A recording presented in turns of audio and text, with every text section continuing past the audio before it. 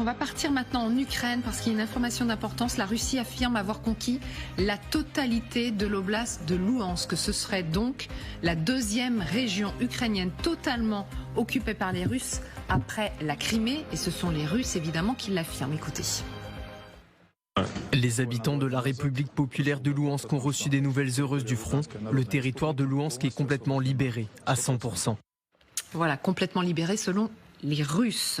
L'analyse maintenant de nos éditorialistes, Xavier Giacomoni, Magali Barthès de notre service international et le rédacteur en chef de notre service international, Grégory. Bonjour Magali. Bonjour à tous les trois. Pas de réaction pour le moment côté ukrainien. Il n'y a que les Russes qui l'affirment.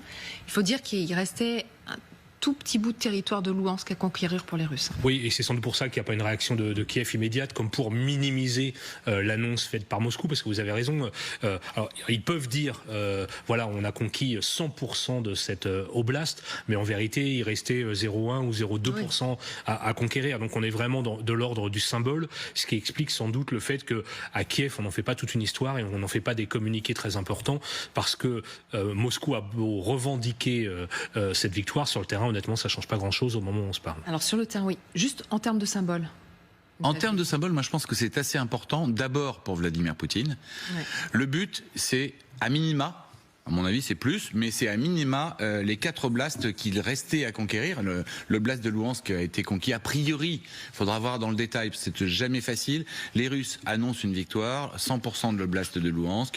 Il faudra voir, 1, sur le terrain, 2, ce qu'en disent les Ukrainiens. C'est quand même important d'avoir leur vision à eux, et puis voir les cartes dans le détail, parce qu'effectivement, comme le disait Grégory à l'instant, on est sur 0,1, 0,2%, donc c'est extrêmement difficile depuis Paris de voir vraiment en détail. Mais la victoire symbolique pour Vladimir Poutine, elle est importante. Ces oblasts, donc Louhansk, Donetsk, Kherson et Zaporijjia, ont été officiellement annexés par la Russie.